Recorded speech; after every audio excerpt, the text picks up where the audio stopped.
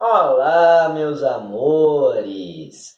Hoje, no seu Vamos Falar de Música Exterior, voltaremos lá para os Estados Unidos da América para falarmos sobre mais um jazz standard. Desta vez, um jazz standard que, na falta de um, possui não apenas dois, mas três compositores.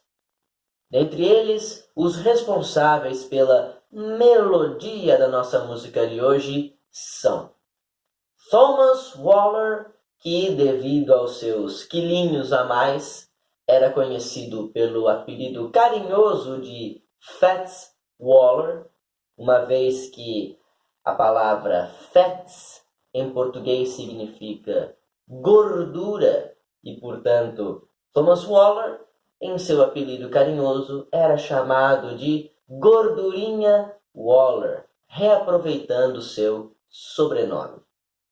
Ao seu lado, temos o segundo responsável pela melodia da nossa música de hoje, Harry Brooks, que não tinha nenhum apelido e era chamado de Harry Brooks mesmo. O terceiro e último compositor desta trinca ficou responsável pela letra da nossa música desta semana, como vocês podem imaginar. Seu nome era Andy Razaf. Ao lado de Thomas Fats Waller e Harry Brooks, Andy Razaf compôs a nossa música de hoje no ano de 1929, para uma peça de teatro musical. Porém, ao contrário de outras canções que nós já estudamos anteriormente aqui no programa, o nosso Jazz Standard desta semana não veio a estrear nos gloriosos palcos da Broadway. Não. Embora também na cidade de Nova York, o Jazz Standard, que é tema do nosso programa desta semana, estreou em um bairro mais humilde, no bairro do Harlem, em um teatro chamado Concert Inn. A peça de teatro musical, do qual ele faria parte da trilha sonora, se chamava Hot Chocolates, ou em português, Chocolates Quentes. Absolutamente todos os atores do elenco desta peça eram negros, assim como vocês puderam perceber que os três compositores da nossa música de hoje também eram negros. Isto acontece porque o bairro do Harlem, em Nova York, é tradicionalmente habitado pela população afrodescendente. Mama África, a minha mãe é mãe solteira. Hot Chocolates estava prevista para estrear no princípio do mês de maio de 1929. Já estava tudo pronto. As músicas devidamente ensaiadas, os textos, as danças devidamente ensaiadas. Porém, de última hora, o diretor resolveu acrescentar um número musical extra na peça. Um número que seria entoado na abertura do espetáculo e depois no intervalo do espetáculo. Faltando poucos dias para a estreia, quem foi que se ferrou com isso tudo? Os nossos compositores, que tiveram de criar às pressas uma nova composição para figurar na abertura e no intervalo do espetáculo. Aqui chegamos a um ponto da história no qual os biógrafos se dividem. Uns dizem que Thomas Waller foi até a casa de Andy Razaf. Outros dizem que Andy Razaf foi até a casa de Fats Waller. Isso não importa. Fato é que, nessa reunião entre os dois compositores, Waller apresentou para Razaf o esboço de uma composição que ele já havia começado, mas ainda estava incompleta. Uma composição que ele já havia começado em parceria com Harry Brooks. Os dois juntos tiveram que se esforçar para completá-la. Fats Waller com uma melodia, Andy Ruzoff com a letra.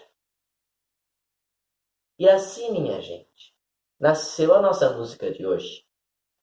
Em apenas 45 minutos. Vocês acreditam? Em 45 minutos, os dois mataram o problema. E não só isso. Criaram não apenas uma solução, mas um sucesso. Um enorme sucesso. Para vocês terem ideia, a temporada de Hot Chocolates no Teatro Concert Inn do Harlem ficaria tão conhecida na cidade que seria movida para os palcos da Broadway. Sim, e lá ela faria 219 apresentações.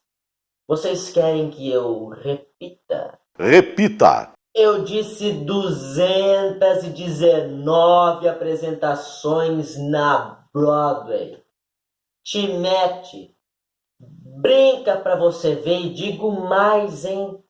Obviamente, o maior sucesso desta peça toda foi a nossa música de hoje, que eu não disse ainda, mas intitula-se Ain't Misbehavin'.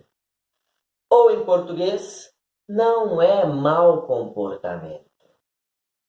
Se eu estou sempre sozinho, não é mau comportamento. Eu estou apenas guardando o meu amor para você. Se eu estou sempre isolado numa esquina, não é mau comportamento. Eu estou apenas guardando o meu amor para você. Se eu não saio nunca de casa e quando saio, volto antes das 8, não é mau comportamento. Eu estou apenas guardando o meu amor para você. Percebemos aqui uma característica muito drástica da sociedade estadunidense do começo do século XX e que, infelizmente, possui seus reflexos ainda nos dias de hoje. Por que vocês acham que o eu lírico tem que dizer que se ele está sozinho não é mau comportamento? Que se ele não sai de casa não é mau comportamento? É meio óbvio, né? Só porque uma pessoa está sozinha quer dizer que ela está se comportando mal? Porque ela sai de casa e volta antes das 8, ela está se comportando mal? Não. É porque o nosso eu lírico, assim como todos os atores daquele elenco, era negro.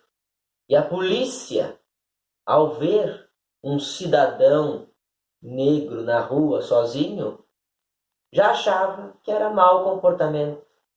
E por isso, na música, o eu lírico tem que se justificar. Eu não estou me comportando mal. Eu estou sozinho simplesmente porque eu quero me preservar para minha amada. Vocês vejam que absurdo aonde que o racismo nos leva. E a música reflete esse tipo de ocorrência, né? Não apenas a música, mas as artes no geral podem ser utilizadas não apenas para registrar, mas também para protestar contra esse tipo, aí sim, esse tipo de mau comportamento, que é o preconceito racial.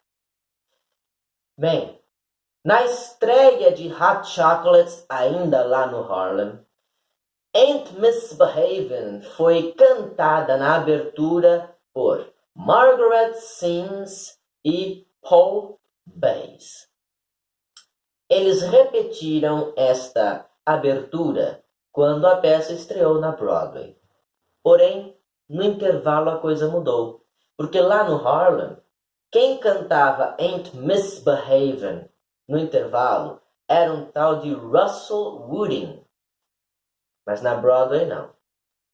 Na Broadway, quem cantou Ain't Misbehavin' no intervalo foi alguém muito conhecido da gente aqui. Uma lenda, como eu costumo dizer. É claro que vocês já descobriram de quem eu estou falando.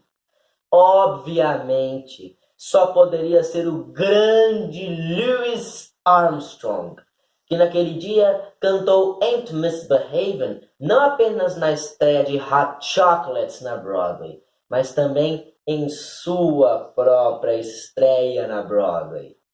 É por isso que esta canção foi tão especial para a vida e para a carreira de Louis Armstrong, pois marcava o seu pontapé inicial como intérprete de teatro musical.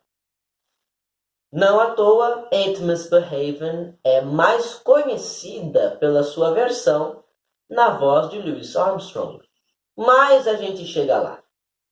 Antes disso, a primeira gravação de Ain't Misbehavin', que aconteceu naquele mesmo ano de 1929, estava na interpretação da orquestra do maestro Leo Reisman, com vocais a cargo de um tal de Lou Conrad. Eu vou deixar esta gravação original para vocês aí na descrição do vídeo, para que vocês possam conferi-la. A primeira gravação instrumental de Ain't Misbehavin' aconteceu também em 1929. E adivinhem só, pelo seu próprio compositor, Fats Waller. Mais tarde, em 1984, esta primeira gravação instrumental por Fats Waller seria induzida ao Hall da Fama. Eu vou deixá-la aí na legenda do vídeo para vocês conferirem e vou deixar também uma gravação mais recente do próprio Fats Waller, que é dos anos 40, 1943, para ser mais exato. Louis Armstrong também gravou Ain't Misbehavin' 2 vezes. Uma também lá em 1929 e outra em 1955. A de 1929 fez mais sucesso, mas ainda assim eu vou deixar as duas aí na legenda do vídeo para vocês conferirem. E olha só, uma informação interessante. Por mais que, historicamente, ao longo das décadas, a versão de Louis Armstrong tenha se tornado mais conhecida, lá em 29, a versão de Leo Reisman com Lou Conrad nos vocais ocupou o top 1, a primeira posição nas paradas de sucesso daquele ano. Foi a música mais ouvida do ano, enquanto a versão de Louis Armstrong ocupou a 7ª posição. Foi a 7ª música mais ouvida daquele ano. Interessante, não é? Na época do lançamento em si, Leo Reisman fez mais sucesso do que Louis Armstrong. Mas com o passar do tempo, a versão de Louis Armstrong tornou-se suprema e soberana.